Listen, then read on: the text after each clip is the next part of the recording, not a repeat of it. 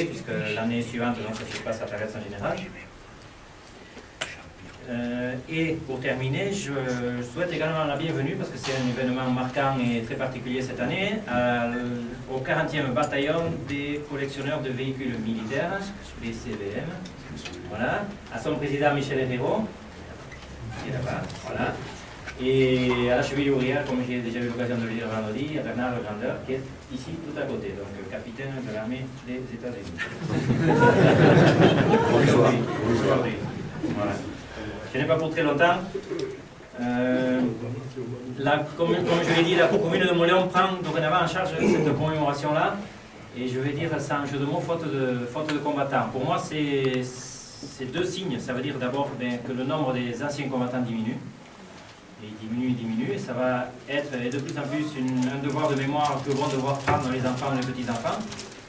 Et malheureusement, je dirais que le temps faisant son travail, est-ce que les petits-enfants continueront toujours à le faire? Ça, c'est moins évident.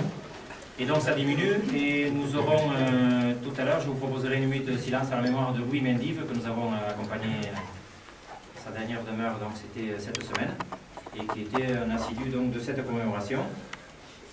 Et je pense que c'est aussi le temps de rassembler l'ensemble des anciens combattants de la Soule ou de Mauléon autour de cet événement-ci.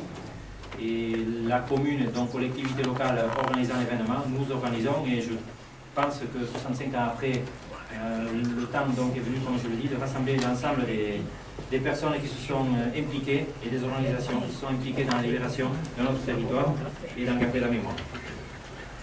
Dernier petit mot, nous allons travailler donc à la pérennisation de cet événement.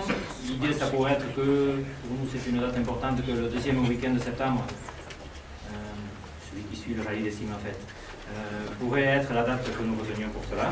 On vous en reparlera. Bravo à tout ce travail bon, je dirais soi-disant militaire, je peux jouer le jeu de mots, mais enfin, vraiment l'époque, puisque j'ai compris que vous étiez très tatillon sur la conservation de tout ce que vous nous présentez là. On n'est pas, nous, experts pour comprendre et pour voir éventuellement des différences ou des dérives. J'ai pu comprendre que vous faisiez vous-même votre police là-dedans, et que les véhicules qui nous étaient présentés étaient vraiment d'époque, avec tout un travail de recherche et de conservation très très important.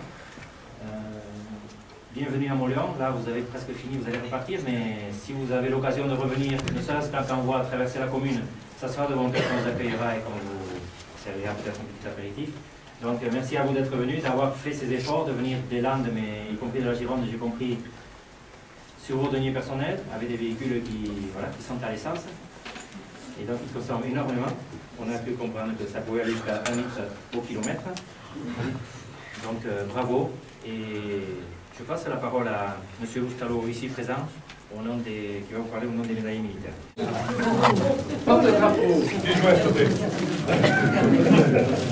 Au nom du président Gilibert, directeur de la médaille militaire, je vous remets la médaille de bronze pour tout le service que vous nous avez rendu.